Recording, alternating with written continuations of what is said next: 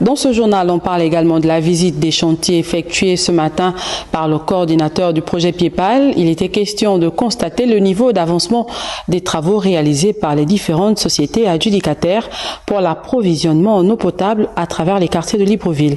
Le point avec Patricia Lidi-Mollet et Bertin Osaga.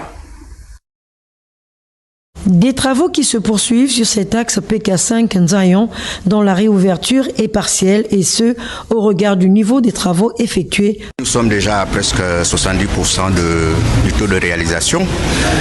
Nous avons déjà procédé au raccordement de la station au réseau existant de la SCG.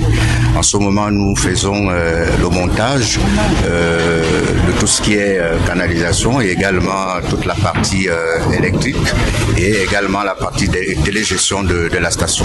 La station de pompage d'eau potable, dont la capacité du réservoir est de 10 000 m3, permettra la desserte en eau potable dans les quartiers de Nzayon, Ondogo, Charbonnage et Bel Air. En ce moment, nous avons ouvert cette voie provisoirement, le temps de finaliser la construction de ces regards, parce qu'on connaît son importance.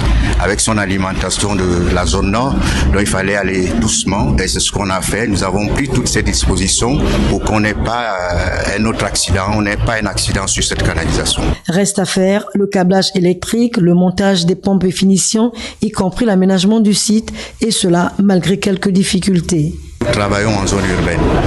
Il y a beaucoup de circulation. Il y a également le sous-sol qui est extrêmement saturé avec les réseaux divers, les câbles électriques, les câbles téléphoniques, les câbles fibre optique. Plus de 300 km de canalisation à poser en zone urbaine, c'est pas vraiment facile. Des efforts sont ainsi consentis pour que les ménages aient de l'eau potable en permanence et le PIEPAL s'y attelle. La livraison effective de ce chantier du PK5 Nzayon est prévue dans 10 jours.